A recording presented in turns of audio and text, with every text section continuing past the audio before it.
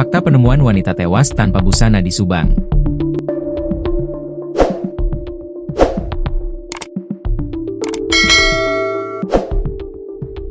Ratih Anggraeni, 26, yang mayatnya ditemukan tanpa busana di saluran irigasi ternyata memiliki keterbelakangan mental. Selain itu, dia juga punya riwayat penyakit ayan, epilepsi. Hal itu terkuak dari keterangan keluarga korban. Kanit Jatanras Satreskrim Polres Subang, Ibda Tatang Suryaman, mengatakan, Ratih dipulangkan ke ibunya di Cirebon oleh pihak Desa Sindangsari, Kecamatan Kasomalong, Kabupaten Subang, seminggu yang lalu.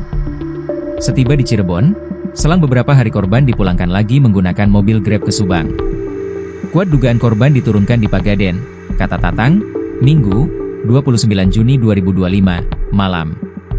Tatang memperkirakan, korban linglung di Pagaden mencari arah pulang ke Kasomalang, hingga sampailah ke kawasan TKP.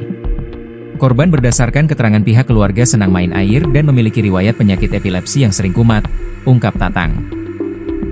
Kuat dugaan, korban sebelum tewas main di sekitaran irigasi tersebut dan penyakit epilepsinya kambuh hingga akhirnya terjatuh ke saluran irigasi dan tenggelam, ucapnya. Terkait luka sobek di kepala dan benjolan di wajah, telah dibenarkan oleh pihak keluarga. Luka tersebut sudah ada sebelum diantarkan ke Cirebon, ucapnya. Mengenai kemungkinan Ratih menjadi korban pembunuhan, polisi menunggu hasil autopsi. Dia mengimbau kepada masyarakat untuk tidak berasumsi atau berspekulasi lebih jauh terkait kematian korban yang ditemukan tanpa busana.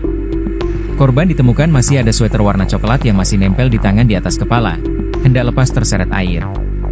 Kemungkinan juga untuk celana korban juga lepas saat korban terbawa arus air irigasi, ucapnya.